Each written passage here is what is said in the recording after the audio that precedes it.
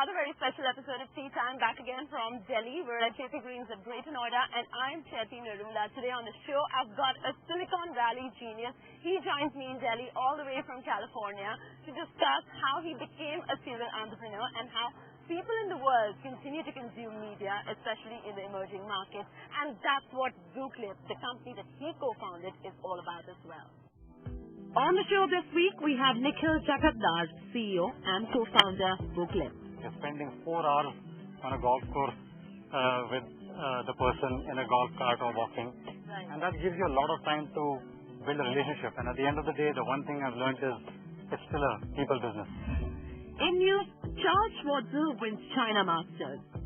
And David Lynch shoots 63 to win Portugal Masters, ending a 9-year wait for his second European Tour title.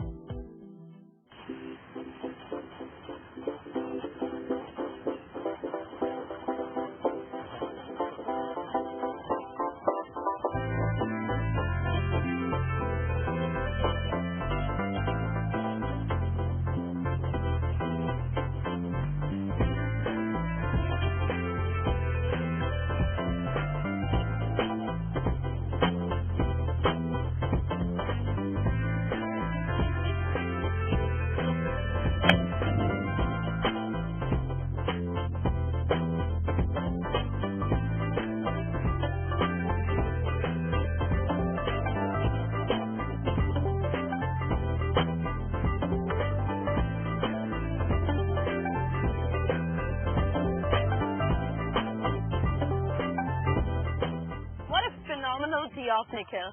Thank you. Welcome to India and welcome to Tea Time. Thanks a lot for having me. You're a Silicon Valley genius. Indeed a pleasure to have you on the show. So how did you embark upon this entrepreneurial journey right there in California?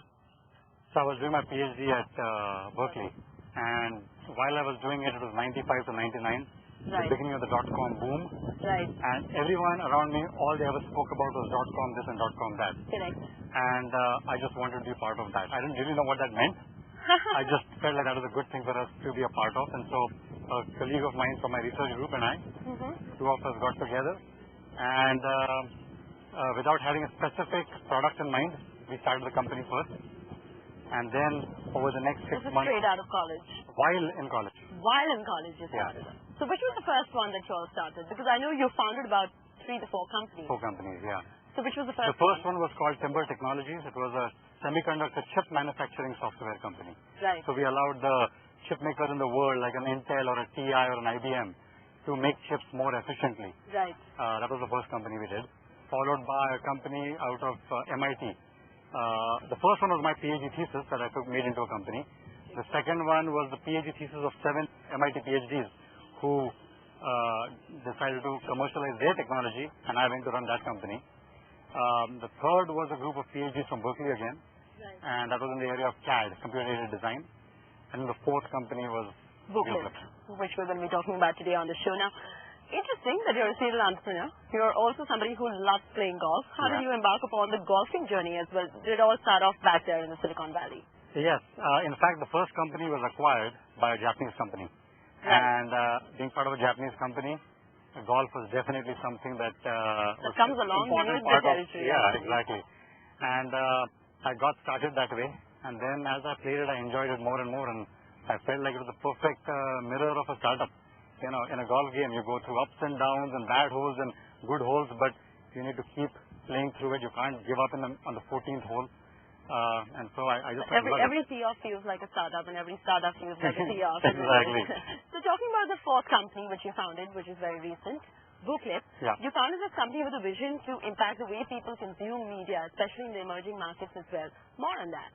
We started the company about 5 years back. And when we started, it was a time when YouTube had been acquired. Right. The iPhone had just come out. And what we believed was that it was only a matter of time before mobile and video became really big. Right. And with that in mind, we said, let's go after those markets where the mobile is the most important screen. See, in the US, I have a desktop, I have broadband connections, I have cable, I have lots of access to video. So mobile is my second or third screen. But in many of these markets like India, Southeast Asia, Africa, Middle East, the mobile is the first and maybe the only screen. Maybe the only screen, yes. Right? And so we said, let's go focus on attacking those markets, providing those consumers with a great solution. And if you do that well, that's a huge market to go after. So that's how it came about. So on that note, let me tee off and we discuss a little more on Vuclip. Good luck.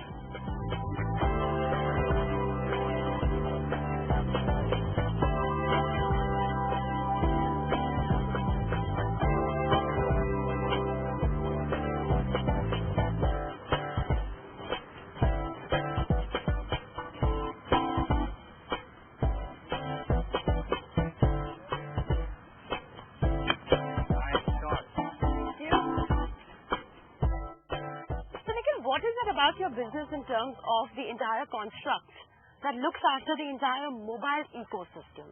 So in the mobile ecosystem, we see the following players. There's the carrier, the telcos, the Airtels and the Vodafones of the world. There are the content providers. There are the handset makers, the Nokias and Samsungs. And then there are the brands, the advertising brands, the Unilever, Procter & Gamble. And then, of course, at the middle of all of that is the consumer. Right. And so, for the consumer, our value proposition is clear. You go to Vuclip. It's your one-stop shop on your mobile device to be able to watch videos from all over the web on your mobile phone when you want it. So, that's the value proposition for the consumer. For the carrier, we help consumers watch videos, which means they need to get data plans. That's a monetary value to the carrier. Right. To the content provider, we help their content become more discoverable on the mobile device. Right. So they make money because of that. So that's value for them.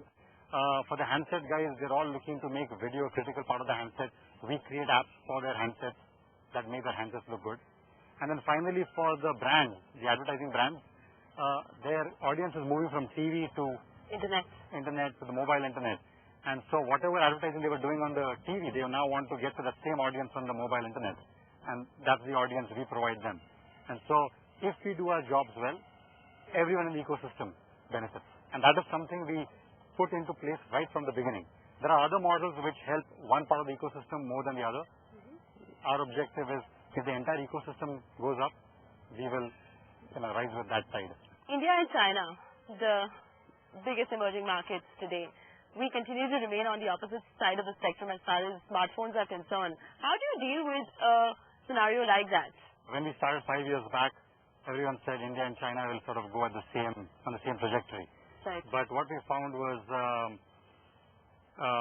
in China, Android has taken off in a big way.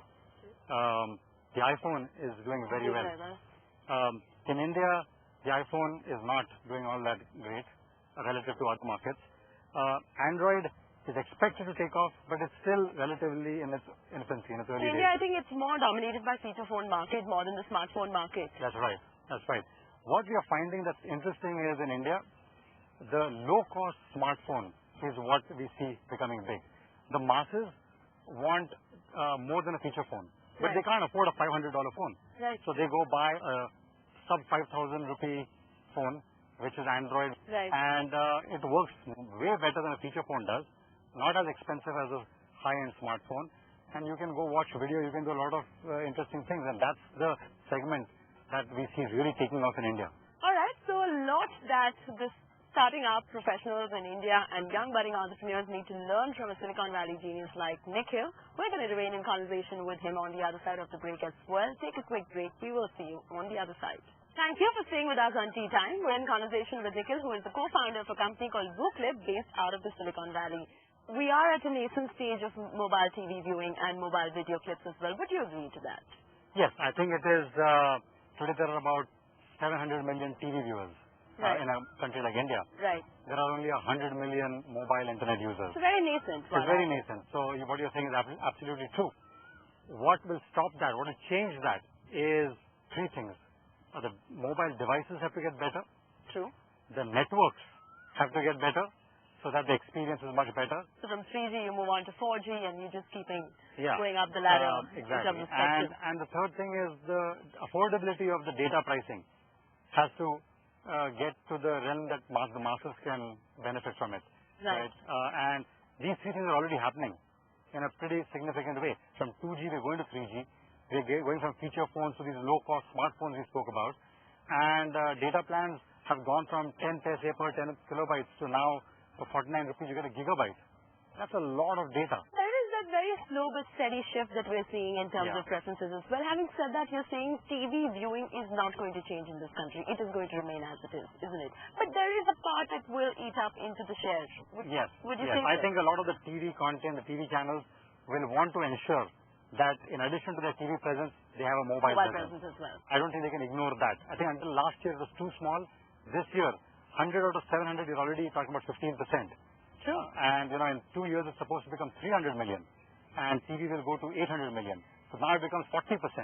True. And so between now and moving forward, there is going to be a need to make sure that whatever presence you have on TV, you have to have a sister presence on mobile. Now, for most smartphone users, including me as well, downloading apps is the more likely thing to do. But downloading video clips is something that you resist doing.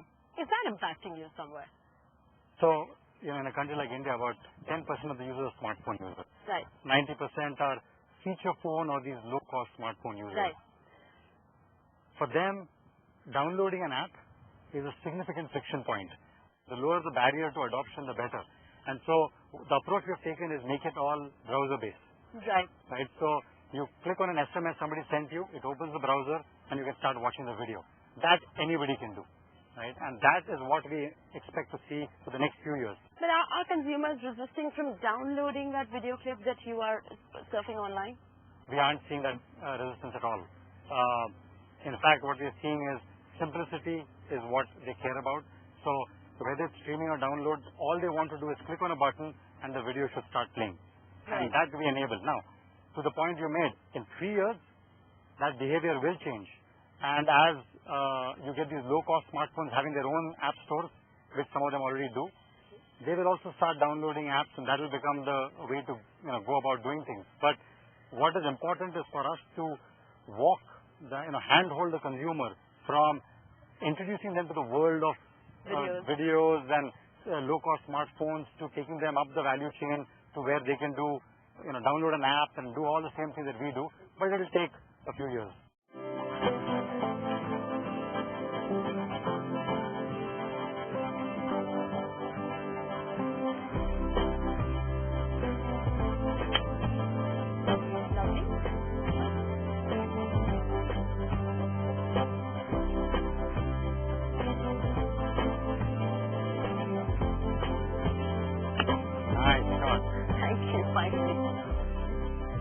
Nickhil, now the same Ericsson mobility report that we were talking about goes on to say that video will account of more than half of global data traffic by the year 2018, making it the largest segment of data traffic worldwide. What kind of a trend metamorphosis are we heading towards? Yeah, I think the number one thing this is going to do is it's going to really hammer the mobile networks. Right. So the amount of traffic that's going to be squeezed through the carrier pipes is going to increase dramatically. And they're going to have to come up with ways to handle that. So while on one hand it's an opportunity, it gets more consumers onto data plans which provides more monetization for the carrier. On the other hand, it's going to have to mean that carriers can handle the load. Because if they can't, the consumer is going to have an experience that keeps buffering. True. And that is the end of that. Are the carriers ready now for this metamorphosis? I think they're all aware, very aware of the danger of what could happen if they don't manage it. And they're all doing pretty intelligent things to go account for that. But the rate at which video is taking off is going to mean that they're going to have to make those changes faster and faster and faster if they want this to be a trend that continues till 2018. Otherwise, way before that, it's all going to come to a screeching halt. Okay, Nickhil, rather a challenging time, of course, for the mobile carriers as well until the year 2018. But what's challenging now for us is the bunker shot that you're about to play. Yeah. Let's go for it. Thank you.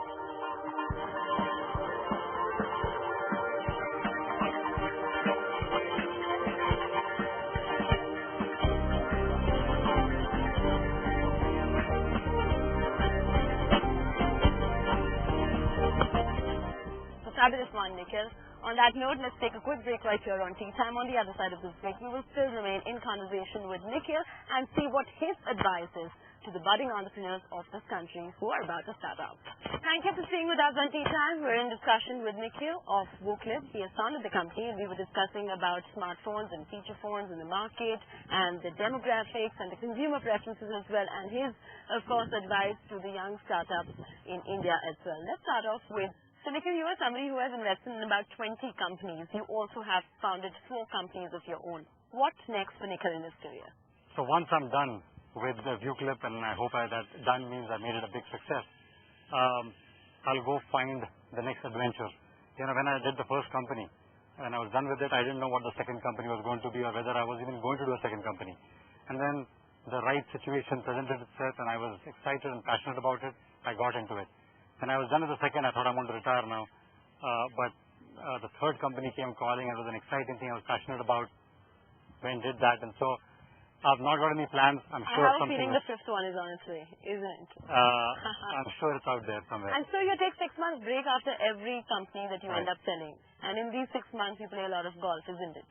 A lot of golf and a lot of poker. A lot of poker as Yes. well. They're two dynamically different sports, if I'd like to call poker a sport. Right. They're so dynamic ends of the spectrum. How come poker and golf? Golf, because I think it teaches me a lot about patience, and I think that's a very valuable lesson for every entrepreneur to have. Is things don't just happen overnight. You know, Facebook has taken 9 years, YouTube has taken 7 years before they reach profitability. Right. So patience is important. Poker teaches me something else. Poker teaches me a lot about reading people and keeping your ego under control. You know, how often do you play a game where you're trying to bluff? You put in some chips, the other person calls your bluff. Do you want to go put more chips or say, you know what, you got me this time, I'll fight the next battle? Right. And keeping your ego under check and being humble is something that every entrepreneur should always have. Now, Silicon Valley, a place that you've been living for over a decade now, has been instrumental in helping you to set up this entire startup ecology as well, just by the virtue of the way things pan out right there in Silicon Valley. It's, of course, the hot spot for every startup to be. Now, how important it is to be there? Can you not do the same thing out of a city like a Bangalore, Pune, or a Delhi, or a Bombay in India? I mean, I know that Mark Zuckerberg also, after he founded Facebook, just straight away went to Silicon Valley because of the right ecology existed there. Right. And I think right there is the answer. You can always start a company anywhere in the world and be successful. You don't have to be. You don't have to be in Silicon Valley. However, having said that, what Silicon Valley brings to the table is it's got an ecosystem that's very, very conducive to being an entrepreneur. And what that really does is there are a lot of real challenges that every startup has. And then there are challenges that are unnecessary. Right. Like how much time does it take to incorporate a company? Right. Things that shouldn't really be issues. I think Silicon Valley has taken care of all of that. If I want to go find a lawyer in Silicon Valley, it's 15 minutes worth of work. There is a network that gets you to the right lawyer. If I want to find someone who is an expert in user experience, there are about 100 of them in a 2-mile radius. Right. So how much time it takes to go look for people, all of that is taken care of. That gives me an opportunity, that gives everyone an opportunity to focus on the real challenges that every business has. And that's what really differentiates Silicon Valley. Like you said, Zuckerberg also had to move. He didn't have to, but he did because it helped Facebook become bigger, faster. True. Now, your advice to budding entrepreneurs in this country. A lot of entrepreneurs who are out there would want to be you one day. What is your advice to them? From my own experience, the one thing that I've learned is anyone can do a startup. You don't have to be a genius. You don't have to be anything special. I think what you need are a couple of things. Number one, you should not be afraid of making mistakes. I mean, if I make a list of all the mistakes I made, I could write books just on the mistakes I made. But I think it's okay. I think it's okay to make mistakes because that's how you learn. The second thing is follow your passion. Trying to do something that doesn't excite you every morning isn't the right thing to work on because every startup has challenges.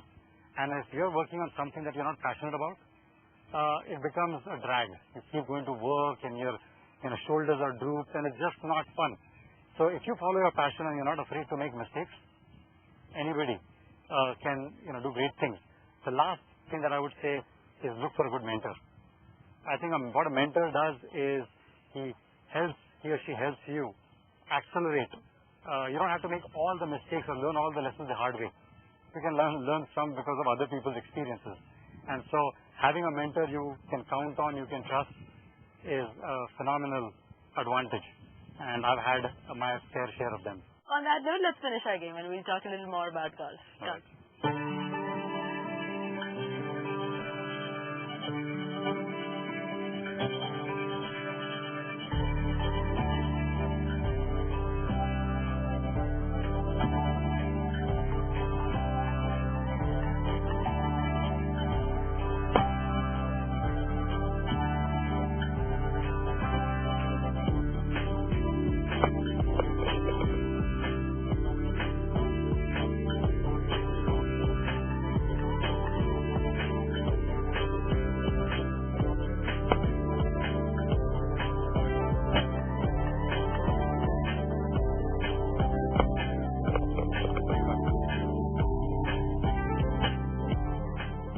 Talk a little more about networking on the greens. What is the kind of network base that you have formed in California, just networking out of playing golf? A lot of that must have come about, I'm sure. Yes, it did. I think my first and the second company, part of the sale could be attributed to the golf course. Really? Yes. So you sold 2 companies just out of a golf course networking? I think that helped in a big way. I can't attribute it completely to golf, but golf had its place. And in terms of relationship building, you're spending 4 hours on a golf course with the person in a golf cart or walking. Right. And that gives you a lot of time to build a relationship. And at the end of the day, the one thing I've learned is it's still a people business. And you get a great opportunity to get to know the other person. They get to know you. A certain bond and trust gets built. And when you're actually in negotiation mode, they can trust you that much more, and you can trust them that much more. All right, Nickhil, thank you so much on that note. It was Thank you. awesome to have you on Tea Time. On that note, that's a wrap from Nickhil Jakatdar and me, Chetty Narula, on Tea Time.